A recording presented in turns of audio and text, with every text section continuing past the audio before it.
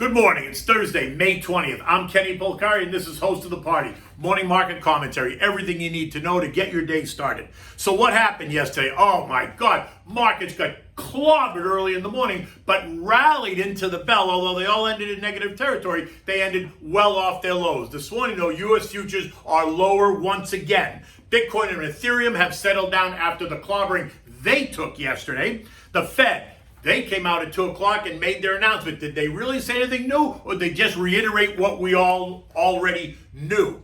Oil, which was under pressure after the surge that it had, and all the negative, everyone focused on the negative yesterday. So like everything else, oil did come under pressure yesterday and is hovering right around 62.5 this morning. But demand is strong, and so expect oil to continue to move higher. And what's for dinner tonight? Tonight we're having pollo agridolce, which is sweet and sour chicken, Italian style. But we'll get there in a minute. Mamma mia. What a day it was yesterday. As I had said to you yesterday morning in my note, the markets had sold off on Tuesday. The futures were weak in the morning. Wednesday, the 10-year yields were up. The VIX was up. The dollar index was under pressure. Asian and European markets were all lower. Bitcoin and Ethereum were under fire, having pierced the key trend line supports overnight, leaving them vulnerable to another beating yesterday when the sun rose over the Atlantic and Americans woke up. As the clock ticked towards closer to 9 o'clock, U.S. futures were in the red and they were getting worse, sinking fast. Twitter was exploding with all kinds of analysis and commentary from people around the world why Bitcoin was under the pressure that it was under. Coinbase went into freeze mode early in the morning, once again locking people out as they tried to buy and or sell a lot of these digital currencies, reminding us of the Robinhood disaster that hit the country 2 months ago. Now Coinbase came back online. It wasn't off for that long, but it was off at a critical moment when Bitcoin was plunging.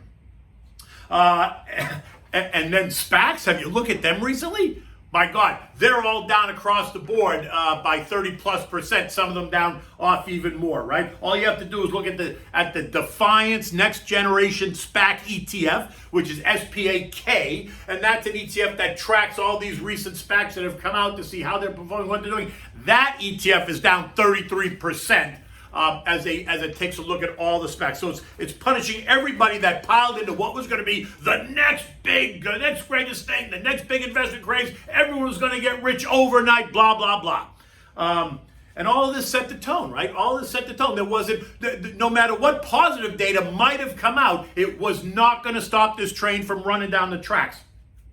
The market and the investors and traders were focusing on everything that was negative, and they piled right in. It was also the Federal Open Market Committee Day, right? The FOMC.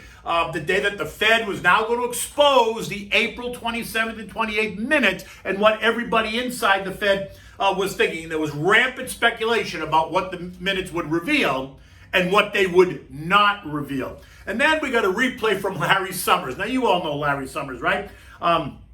He came out and he accused the Fed of dangerous complacency by underestimating the risks of prolonged period of low interest rates and what that poses to inflation and the economy. Now, he came out on Tuesday and said it. They replayed that yesterday ahead of the Fed minutes just to get him out there. Now, you remember, Larry Summers wants that job. He wants to be Fed chair, or at least he wants to be Treasury Secretary, neither of which he's going to get. So he went back to Harvard to brood.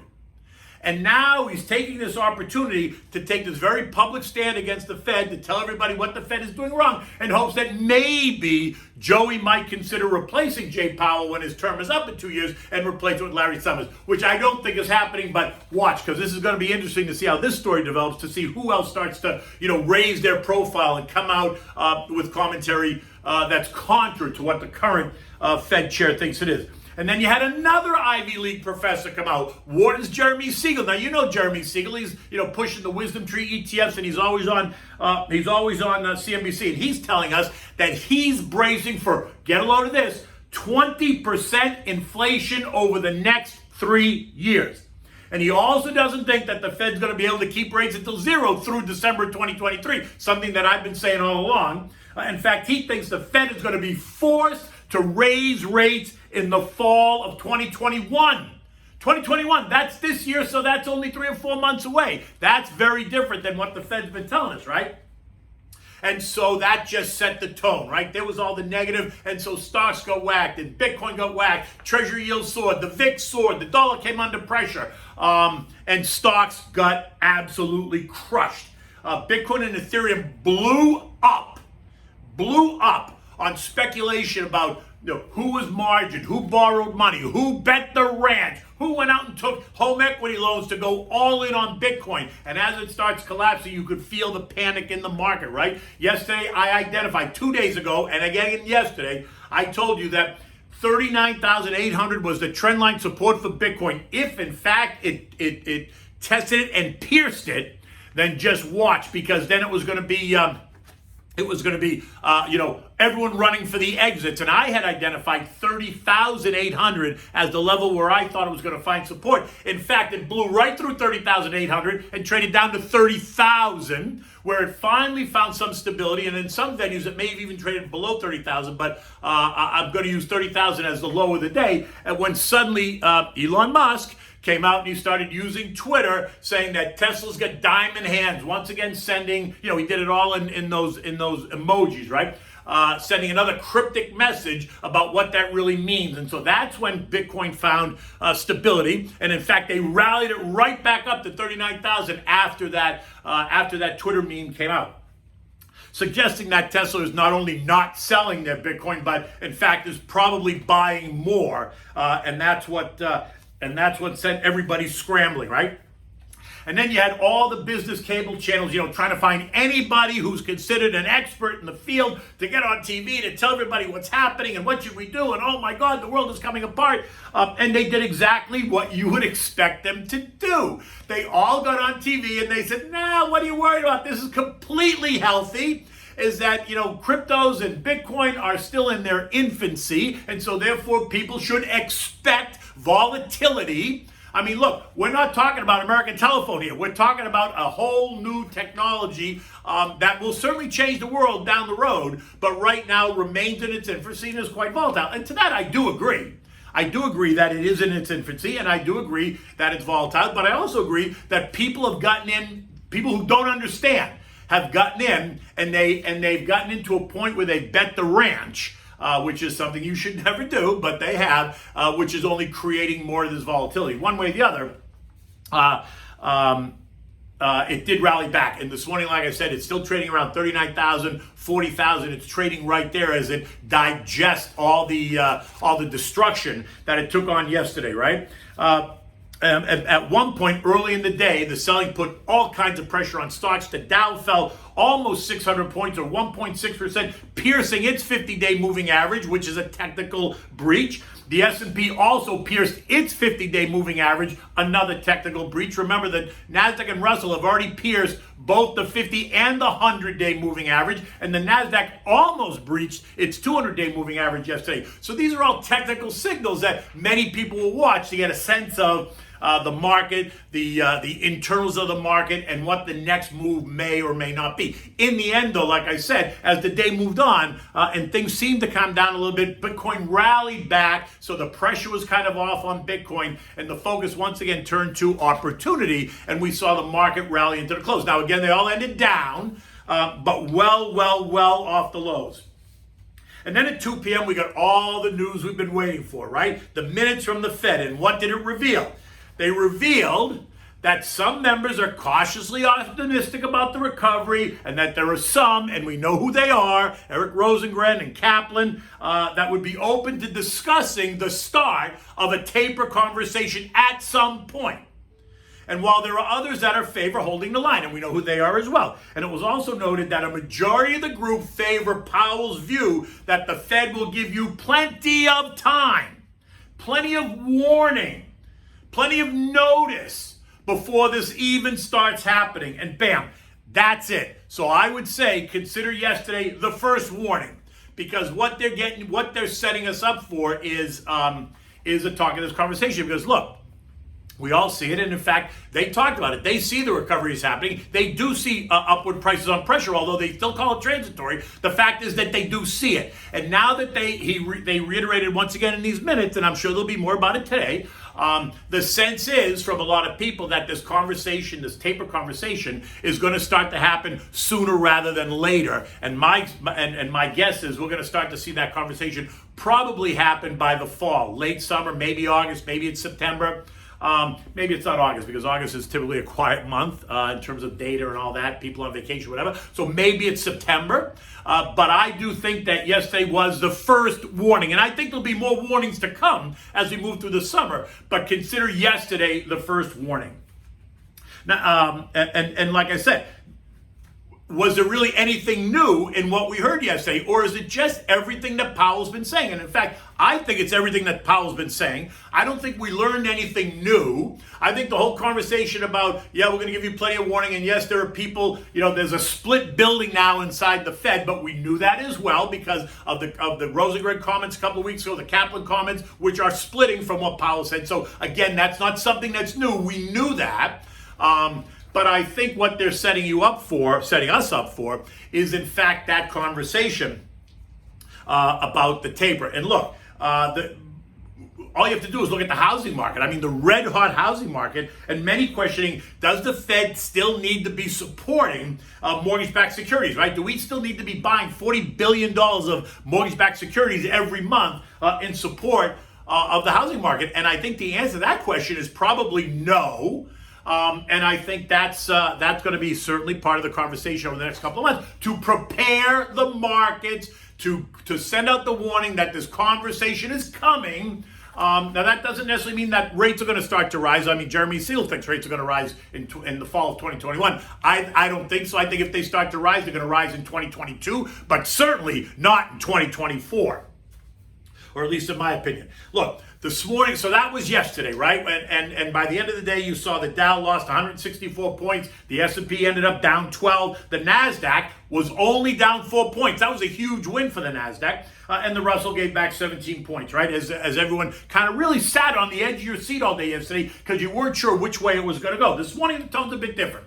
Global markets are higher. Asian markets are up. European markets are up. They're not up huge, but they are up, right? So they're not completely collapsing. Bitcoin's trading back, like I said, at 40,000. Ethereum's at 2,600. Doggy Coin's trading at 35 cents. But I understand that, or was trading at 35 cents. I understand that Elon Musk just sent out some Doggy Coin tweets, so that's probably up 10 cents or so. The 10-year Treasury is trading at yielding 1.65%. The VIX, which surged by 25% yesterday when all the panic was happening, ended up closing the day only 4% higher, which made sense because as the market rallied, the VIX backed off. This morning, the VIX is up just a little bit, 3%, but that's because U.S. futures are down this morning. Gold is down 11.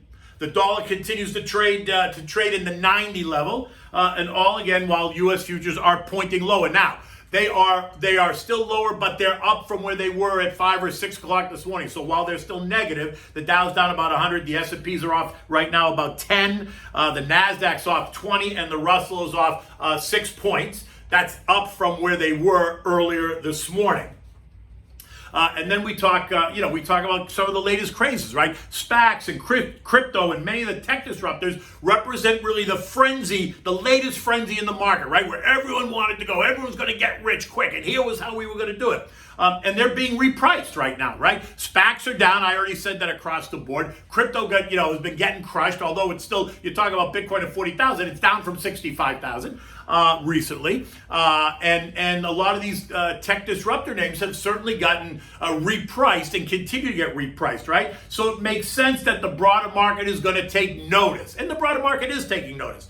And if there is a real building concern that inflation is building and the Fed is going to keep hinting about talking about tapering, then it puts us where we are, right? In this state of nervousness and uncertainty. And remember, markets and investors don't like that. Markets and investors can deal with the facts whether they be good or bad, because now you know what the answer is, you know what the fact is, it's a bad result, it's a good result, then you can reprice.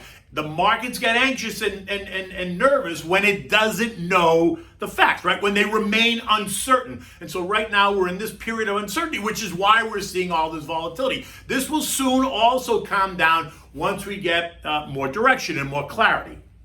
And that may not be for a couple of months. Like I said, I think the next couple of months are going to remain volatile as we get more macro data that is probably going to point to higher inflation, but we'll see how the Fed holds the line or not, or whether they keep hinting at talking about a tapering.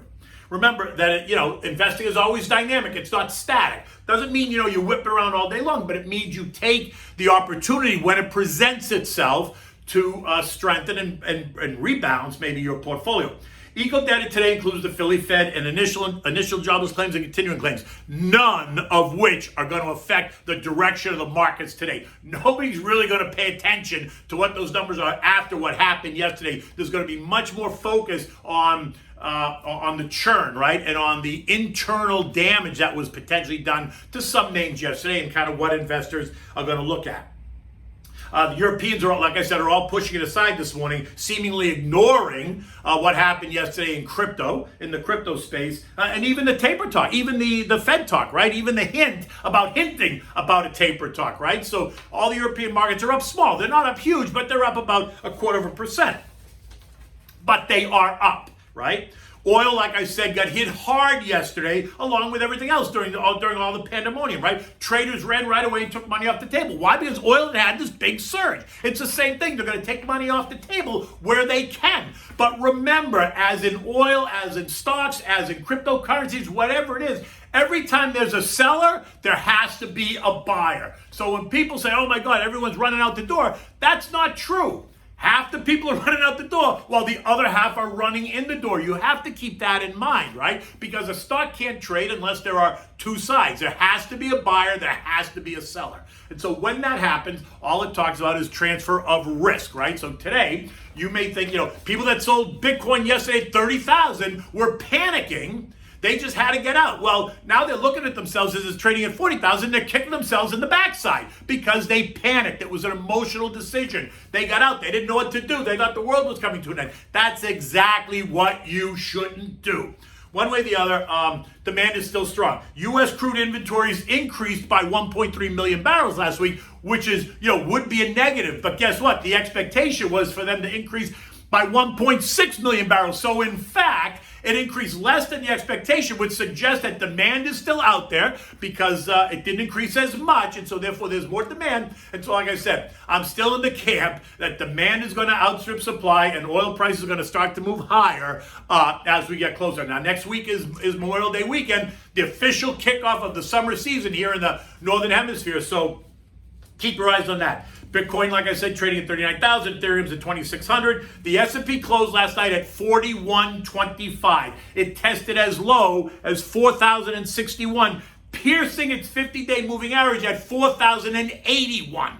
Right? So it did pierce it significantly by 20 points. And the action, the weakness this morning in futures suggests that it may test the trend line level again. Now look, like I said, futures they were lower this morning. They've since rallied back, but it feels like they're still negative. It feels like they may test it. I wouldn't be surprised if it tested it, right? They usually, once it tests it 2 or 3 more times. By the third time, you're going to know whether or not it's going to hold or it's not going to hold. The only reason I would say is remain cautious is just because the NASDAQ and Russell have not only pierced it, but are trading below, and it might be a little bit of catch-up where you're going to see the Dow and the S&P, pierce it, trade below it, pull back a little bit, churn as investors kind of digest the latest information. One way or the other, I don't think it's a time to panic at all. I'm still bullish long term. I think by the end of the year, the market will be in a better place, but I do think the next couple of months are going to be volatile. And if the S&P pierces its 50-day moving average and starts to spin, intermediate support is down at 39.54 just so you have that number in the back of your head. Listen, you know what you can always do. You can text the word invest to 21,000 to get my digital business card. Download it on your phone, send me an email, send me a text. I'm happy to talk to you about the markets. I'm happy to talk to you about concerns you have. I'm happy to talk about, my vision and my view and where I think the markets are going, as well as, understand what your vision and view of where the markets are going. And I'm always happy to help you organize and plan if that's what you want to do. So what's for dinner tonight? So we're having Italian-style sweet and sour chicken. And it sounds so much nicer when you say it in Italian. You say pollo agridolce, right? It sounds sexy, right? When you say it in Italian versus saying, sweet and sour chicken. There's nothing really delicious about going, sweet and sour chicken. But when you say we're having pollo agridolce, it's the way you say it. It's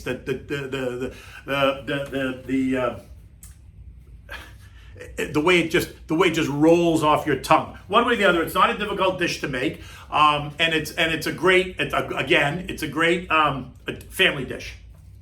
Then you're going to need the chicken pieces, right? So you need legs, you need thighs, you can use breasts. But you want the individual pieces and you want them on the bone, right? And you want them skin on, because all that stuff, the bone and the skin, everything gives it additional flavors. So don't go buy skinless and all that stuff, because it won't be as good. So make sure you do it the way I tell you to do it. You also need olive oil, salt and pepper. You need a diced onion. You need chopped carrots, chopped celery, plenty of sliced garlic. You need sugar, Chianti red wine.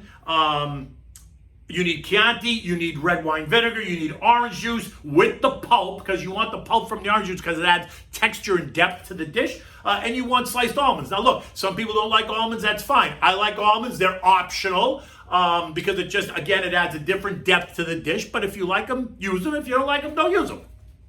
You're going to season the chicken with salt and pepper, right? So do like I always do. You rinse the chicken, you put it on paper towels, you dry it off with paper towels so it's not wet, right? You want it to be patted dry with paper towels. Season it with salt and chicken, set it aside. Now in a big, heavy frying pan, you want to heat up some olive oil. So go around the pan, 2 or 3 times with the olive oil. Turn the heat up medium-high.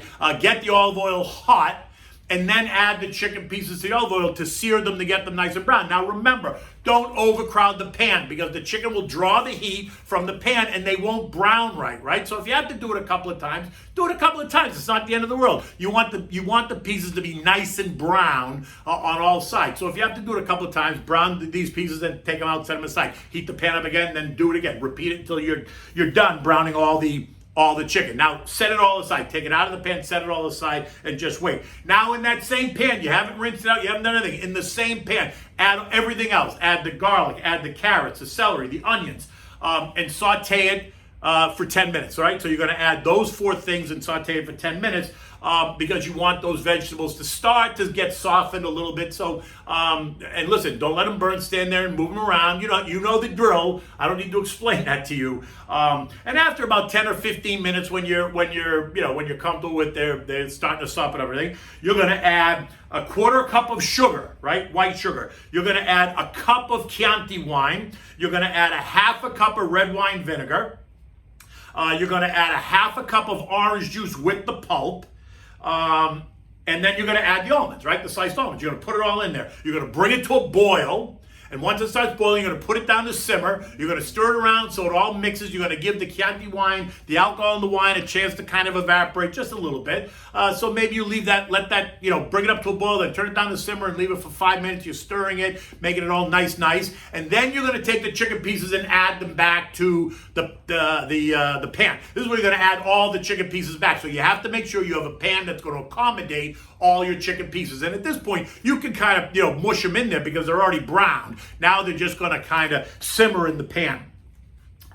You want to put a lid on the pan just a little bit off center so you let some of the steam escape. You don't want to put the lid completely on the pan because you want the steam to escape, and then you want the sauce to kind of reduce a little bit so it gets a little bit thicker.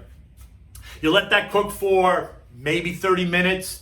35 minutes. Listen, the longer you actually let it kind of simmer on the stove, then the softer the meat will get off the bone, right? So at the very least, though, you have to cook it for 30 minutes. But if you leave it on there for 40 minutes or 50 minutes, that's fine.